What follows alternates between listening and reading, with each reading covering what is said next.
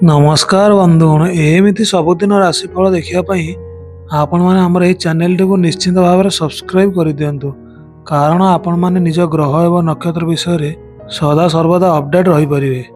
नमस्कार बंधुगण मुझे वैष्णव सुधाकर चलते यह नवेम्बर मसरे कुंभ राशि व्यक्ति विशेषकर यह मासटी किपरि भाव में अतिबाहित हो से विषय आम आलोचना करनवा। कुंभ राशि होउछंती राशि चक्रर एकादश राशि। यही राशि अधिपति महाग्रह होउछंती शनि महाग्रह। शनि महाग्रह होउछंती कर्मकारक ग्रह एवं शनि महाग्रह यही कुंभ राशि सकाशे द्वितीय भ्रमण करुछंती। फल आपणकर शनि सप्ताह भोग चली फल शनि महाग्रह आपण को यही मासरे अशुभ फल प्रदान करेंगे। फल आपण घर परिवार निश्चित भाव में असुविधा देखादेव एवं आपण निश्चित भाव में असुविधार सम्मुखीन हेबे एवं आपण परिवार में अशांति देखादेवा सहित आपण मान संपर्क निश्चित भाव में फाट सृष्टि हेब एवं आपण जेते चेष्टा कले मध्य आपणकर कौन प्रकार काम भी सफल हो पार ना।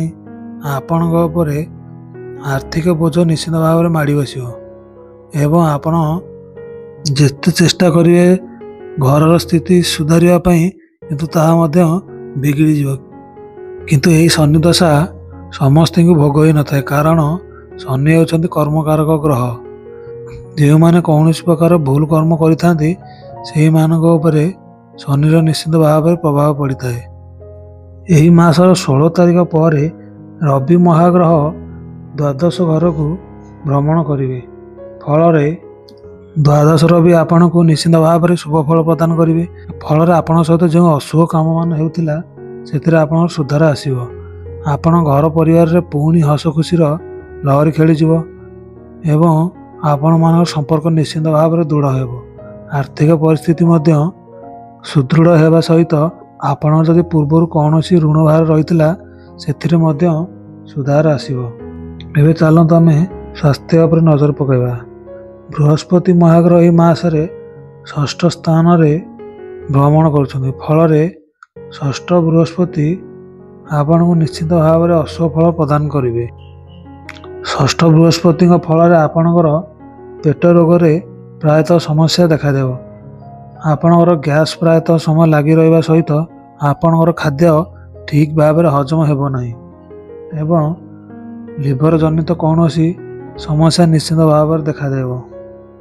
आपण यही समय बजार किंबा बाहर कौन प्रकार खाद्य को आदौ खाइबा उचित नहीं। यह संपूर्ण वर्जन करने निहाती आवश्यक अच्छी नहले आपणकर यही बड़ी समस्या अत्यधिक हेब। एवं चलतु आम व्यवसाय पर नजर पकाइबा। बर्तमान यही मासरे नवम रवि महाग्रह भ्रमण कर नवम रवि अशुभ कारक किंतु जेहेतु सी शुक्र युक्त हो अछंती फल से आपण को शुभ फल प्रदान करेंगे।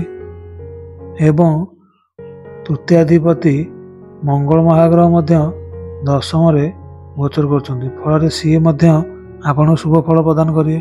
फल आपण व्यवसाय क्षेत्र में निश्चित भाव में उन्नति घटवा सहित आपणकर मन चाह लाभ आपण को निश्चित भाव में मिल एवं आपणकर ग्राहक मानकर भीड़ निहाती भाव में लगी रहिबो। ग्राहक मानकर यही मासरे व्यवसाय क्षेत्र में आपणकर वृद्धि घटिव।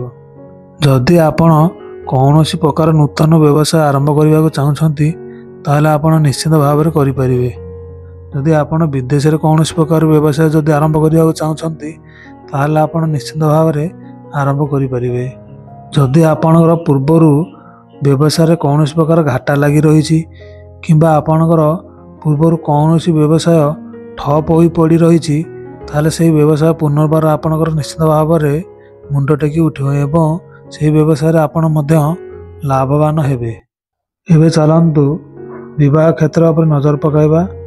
विवाह क्षेत्र सकाशे नवम रे रवि महाग्रह भ्रमण करछंती जेहेतु सी शुक्र युक्त हो अछंती शुक्र फल विवाह क्षेत्र में आपण को शुभ फल मिलिबो किंतु यही शुभ फल बहुत चेष्टा कला पर जाई मिलिबो।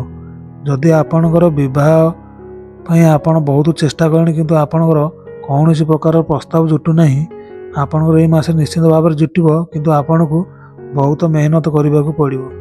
ଯେଉଁମାନଙ୍କର ପୂର୍ବରୁ କିଛି ବାହାଘର ସ୍ଥିର ହୋଇ ରହିଛି ତାହେଲେ ସେମାନେ ଟିକେ କେୟାରଫୁଲ୍ ହୋଇ ବାହାଘର କାର୍ଯ୍ୟକୁ ତୁଲାଇବେ, ନଚେତ ସେଥିରେ ସାମାନ୍ୟତମ ଅସୁବିଧା ଦେଖାଦେଇପାରେ।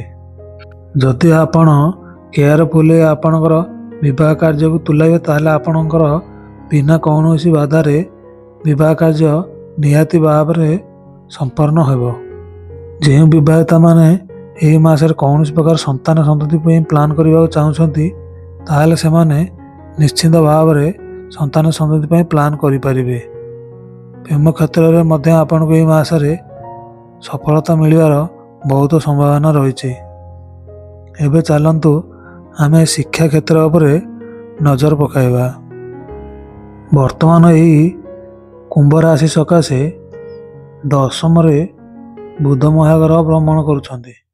ଦଶମରେ ଯେତେବେଳେ ବୁଧ ମହାଗ୍ରହ ଭ୍ରମଣ କରିଥାନ୍ତି ସିଏ ଶିକ୍ଷା କ୍ଷେତ୍ରରେ ଆପଣଙ୍କୁ ଶୁଭ ଫଳ ନିଶ୍ଚିତ ଭାବରେ ପ୍ରଦାନ କରନ୍ତି ଏବଂ ବିଦ୍ୟା କ୍ଷେତ୍ରରେ ଆପଣମାନଙ୍କର ନିଶ୍ଚିତ ଭାବରେ ଶୁଭ ହେବ।